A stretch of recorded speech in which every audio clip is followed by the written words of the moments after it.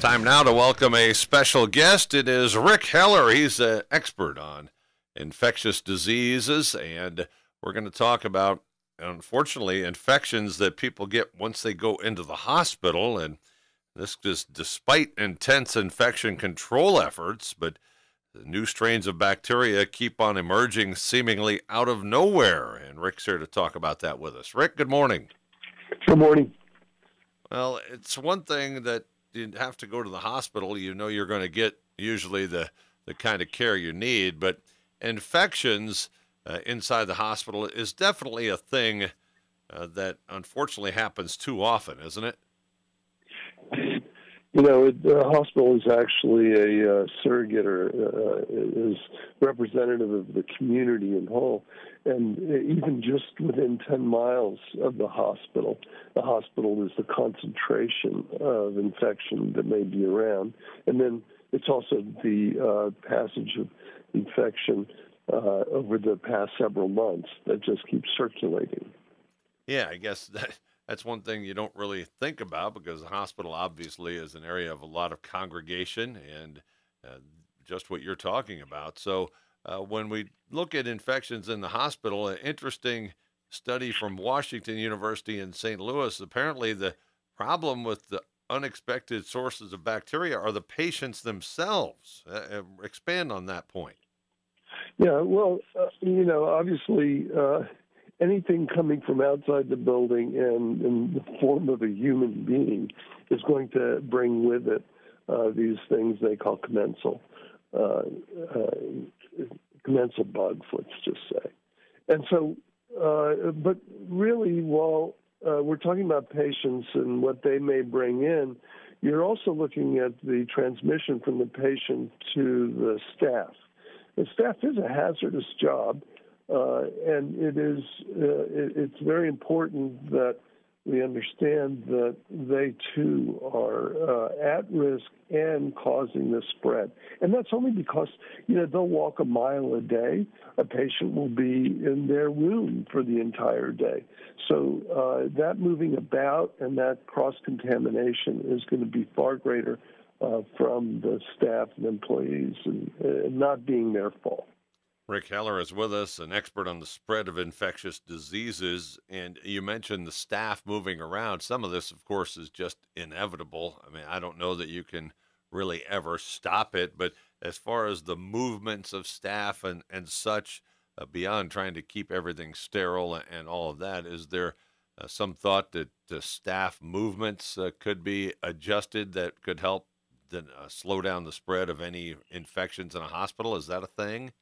Well, I don't have an answer for, but I can give you an answer about what to do that would be best, and that is that the individuals, the staff, is actually coming to work sick in many cases. And if you just take the general idea of an epidemic or pandemic and how it's caused, it's not by casually, bumping into somebody who's in the early stage of infection. It's really caused by 1 out of every 10 infections. So one person out of the 10 people who have infection is that person who's going to not just pass on the epidemic, but is going to make it explode. We call those super spreaders. And again, it's just one of us out of 10. And those super spreaders happen to have all sorts of reasons, and that's the thing that gets staff in. And one of the things we miss the most is even the definition of fever.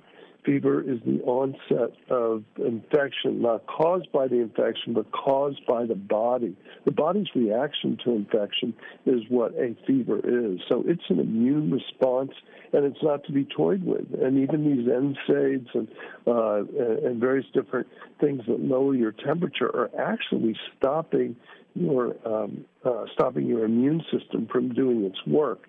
So you may feel better, but you will have a longer stay of the disease.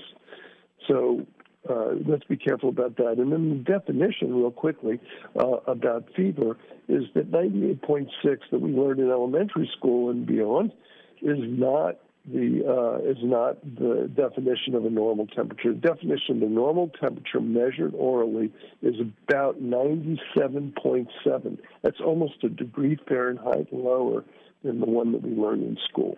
And for that, what that means is that somewhere in the 99, even the high 98s, and 99.5 is almost for sure, and with 95% confidence is a sign of infection. So we need to use more care and a little more sensitive idea of what a fever is, just for the avoidance of spreading it, nothing more. But as far as your own personal care is concerned, you don't have to call the doctor till 100.4 or such. But to keep it from spreading, going to work, feeling okay, taking over-the-counter drugs, this is where the problem arises by and large. Well, that's interesting, Rick. So you're saying a lot of times in a hospital setting with the hundreds of employees or whatever, some of them are probably running low-grade fevers that are just going undetected, which is the beginning of an infection they just simply don't know about, and then they're at work and maybe spreading it, and that's sort of adding to the hazard, right? Right. And these fever checkers that they have, we manufacture the only FDA qualified medical device for checking fever. These devices are actually set very high, and it's hard to understand why there's a bias, but with more sensitivity, we will be able to give the workers the idea that they may have an infection ensuing. And one hospital in particular that I was just at the other day is very strict about that, extremely strict. And if somebody even shows symptoms, they just send them home, and they have a very low rate of hospital-acquired infection. Interesting. And Rick, you also are the founder of Wello, the first hands-free self-service temperature screening device. So obviously you have some expertise in this area. How confident are you in the Wello, and how direct or how detailed and how good it is at actually measuring somebody's temperature at any given time? Indeed, we're the only FDA, and I mean it's a rigorous process. It's not arbitrary. It's very rigorous, and so we're the only product that does that in a self-service kind of way. So you don't need somebody who is potentially at risk, like an employee, going up to them with those little gun-looking things, just shooting temperatures off the forehead. Ours does it completely independent. And so what we do is we encourage our owners to set it far more sensitive than we have, and then we collect information anonymously, and we can determine that a person and their baseline, which is 97.7 or even 96.8, that they're in a fever at something as low as 98.5. And one last thing is that elderly people, 65 and older, we'll call elderly, they have a 95% confidence at fever at 98.6 Fahrenheit. So that's very important to think about, when we measure our own temperature and think, we're going to tough it out at work. We're not. We're probably going to go in there spreading, and the fever may peak, and then the virus will be even more prominent coming out of their breath. Rik Heller with interesting thoughts, an expert on the spread of infectious diseases. Rick, we appreciate you joining us this morning. Thank you for having me.